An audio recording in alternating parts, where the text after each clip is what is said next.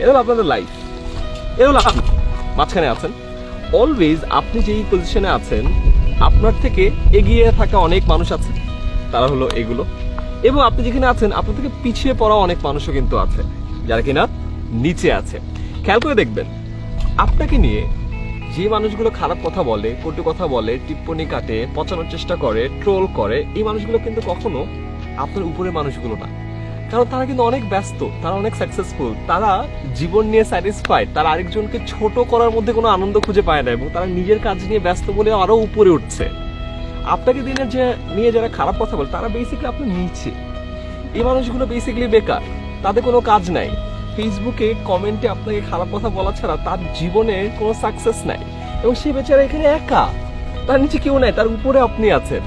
তার স্যাটিসফ্যাকশন নাই, তার অনলি স্যাটিসফ্যাকশন হলো নিচ থেকে আপনাকে খারাপ কথা বলে আপনাকে এই জায়গায় আটকিয়ে দেয়া, বা নিচ থেকে আরো খারাপ কথা বলে পারলে যে ইট পাথর মেরে আপনাকে ফেলে দেয়া। ফর এক্সাম্পল সাকিব আল হাসান, একদম নিচে পাড়ার গলিতে যে খেলে, সেও তো সাকিব আল হাসানকে বলে আরে তুই তো বেটা খেলা পারস না। সাকিব আল হাসান যদি এর কথা শুনে এখন ওকে রিপ্লাই দিতে যায়, তার কি এর খেলা হবে বলেন? সো আপনি যদি একদম হাইয়েস্ট লেভেলে পারফর্ম করতে চান, এদেরকে ভুলে যান, focus on the top people, তাহলে আপনি এই স্টেজ থেকে তাদের দলে খুব তাড়াতাড়ি যোগ দিতে পারেন।